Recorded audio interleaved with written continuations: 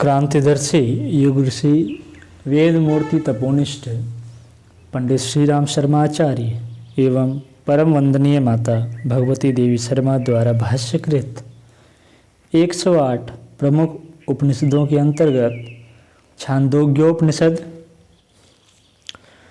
प्रथम अध्याय के तृतीय खंड का आज हम सभी स्वाध्याय करेंगे। तृतीय खंड के प्रथम मंत्र में उपनिषद के ऋषि लिखते हैं, अब आदि दैविक उपासना का वर्णन करते हैं। तपःशील आदित्य के रूप में उद्गीत की उपासना करनी चाहिए। यह उदित होकर मनुष्यों के लिए उद्गान अर्थात प्राणों का संचार करता है। उदित होकर यह अज्ञान रूपी अंधकार और उससे उत्पन्न होने वाले भय का नाश करता है। जो इस प्रकार जानता है वह तमस और सर्वविद भय का नाश करने वाला होता है। इस मंत्र की व्याख्या करते हुए युग ऋषि परम पूज्य गुरुदेव लिखते हैं, ईश्वर ने आदित्य को जो प्राण संपदा दी है उसे वह उत्कृष्ट प्रयोजनों के लिए ही प्रकट करता है। उसे आदर्श मानकर अपने प्राणों को गति देने वाला साधक उक्त सिद्धि प्राप्त करता है। उपनिषद के ऋषि दूसरे मंत्र में लिखते हैं, यह प्राण और वह सूर्य दोनों ही समान है। यह प्राण उष्ण है और वह सूर्य भी उष्ण है। इस प्राण को स्वर कहते हैं और उस सूर्य को भी स्वर एवं अस्त काल में प्रत्यास्वर कहते हैं। अतः इस प्राण और उस सूर्य रूप में उद्गीत ओमकार की उपासना करनी चाहिए। उपनिषद के ऋषि तीसरे मंत्र में लिखते हैं, व्यान नामक शरीरस्थ प्राण के रूप में उद्गीत की उपासना करनी चाहिए। मनुष्य श्वास के द्वारा जो भीतर की वायु बाहर निकालता है वह प्राण है और बाहर की वायु जो अंदर खींचता है वह अपान है। जो प्राण और अपान की संधि है वह व्यान है।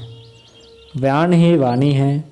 इसलिए जब मनुष्य बोलता है तब वह प्राण तथा अपान की क्रिया नहीं करता है। इस मंत्र की व्याख्या करते हुए युग ऋषि परम पूज्य गुरुदेव लिखते हैं, प्राण तत्व की प्राण अपान क्रियाएं स्वचालित अर्थात ऑटोमेटिक है। व्यान में संकल्प पूर्वक प्राण नियोजन दिशा विशेष में होता है। साधना क्रम में प्राण को संकल्प पूर्वक उच्च आदर्शों की दिशा में तरंगित करना उद्गीत है। यह क्रिया प्राण एवं अपान क्रियाओं का रोध करके ही जाती है। अगले मंत्रों में इस विषय को और भी स्पष्ट किया गया है। चौथे मंत्र में उपनिषद के ऋषि लिखते हैं, जो वाणी है वही ऋक् है। इसलिए मनुष्य श्वास प्रश्वास की क्रिया न करते हुए भी ऋक् का उच्चारण करता है। जो ऋक् है वही साम है। इसी से मनुष्य श्वास प्रश्वास की क्रिया न करते हुए भी साम गान करता है। जो साम है वही उद्गीत है। इसलिए मनुष्य श्वास प्रश्वास न करते हुए भी उद्गीत का गान करता है। पांचवें मंत्र में उपनिषद के ऋषि लिखते हैं, इसके अतिरिक्त जो अन्यान्य पराक्रम युक्त कर्म हैं, जैसे अग्निमंथन, किसी विशिष्ट लक्ष्य तक दौड़ना, दृढ़ धनुष को खींचना, इन सब कर्मों को भी मनुष्य श्वास प्रश्वास को रोककर ही करता है। अतः व्यान के रूप में ही उद्गीत की उपासना करना चाहिए। छठवें मंत्र में उपनिषद के ऋषि लिखते हैं, उद्गीत शब्द के अक्षरों से ही उद्गीत की उपासना की जाती है। उद्गीत शब्द में उत प्राण का प्रत्यय पर्याय है, क्योंकि प्राण की शक्ति से प्राणी उठते हैं। वाणी ही गी अक्षर है, क्योंकि वाणी को गिरा कहते हैं। थ अक्षर अन्न है, क्योंकि अन्न के आश्रय से संपूर्ण प्राणी स्थित जीवित हैं। इस मंत्र की व्याख्या करते हुए परम पूज्य गुरुदेव युग ऋषि लिखते हैं, उद्गीत साधना से शरीर में इंद्रियों में स्थित अन्न रूप प्राण, कर्म में व्यक्त प्राण अर्थात व्यान तथा ऊर्ध्व गति देने वाले मनुष्य मुख्य प्राण, तीनों को साधना अनिवार्य है। प्रकृति में भी विभिन्न रूपों में धारक, व्यक्त और उन्नायक प्राण प्रवाहों के संयोग से उद्गीत साधना का मर्म आगे कहा गया है। 7वें मंत्र में उपनिषद के ऋषि लिखते हैं, ऊंचा होने से द्यो ही उत है, अंतरिक्ष गी है और पृथ्वी था है। आदित्य ही उत है, वायु ही गी है और अग्नि ही था है। सामवेद ही उत है, यजुर्वेद गी है और सामवेद था है।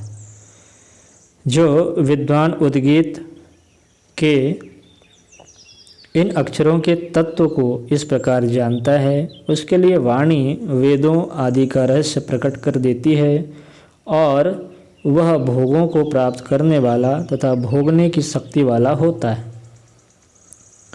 आगे यह स्पष्ट किया गया है कि उद्गीत का साधक सफलता के लिए अपने भावों को एक निष्ठ रखें। सामगान स्तुति गान करने वाले की भाव साधना आत्म साधना का स्पष्ट उल्लेख है। आगे 8वें मंत्र में उपनिषद के ऋषि लिखते हैं, अपने अभीष्ट ध्येय की उपासना करनी चाहिए।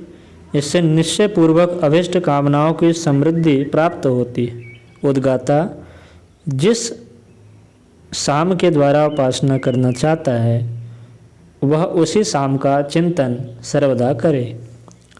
9वें मंत्र में उपनिषद के ऋषि लिखते हैं, वह साम जिस ऋचा में हो उस ऋचा का, उसके ऋषि का तथा उसके देवता का चिंतन भी उद्गाता को करना चाहिए।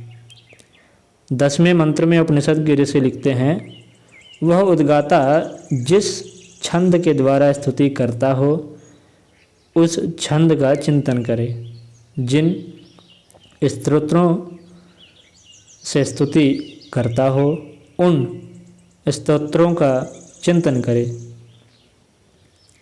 11वें मंत्र में उपनिषद के ऋषि लिखते हैं, वह जिस दिशा की स्तुति करता हो उस दिशा का चिंतन करे।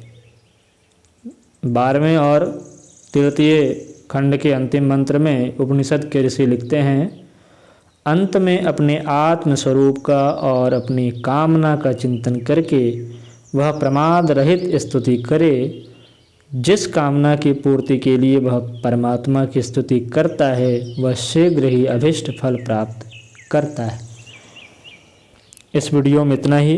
अगले वीडियो में प्रथम अध्याय के 4th खंड का हम सभी स्वाध्याय करेंगे।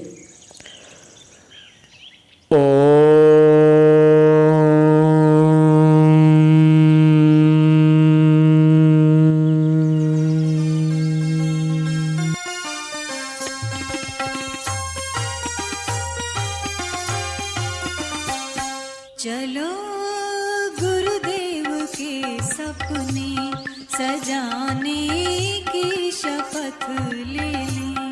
चलो गुरुदेव के सपने सजाने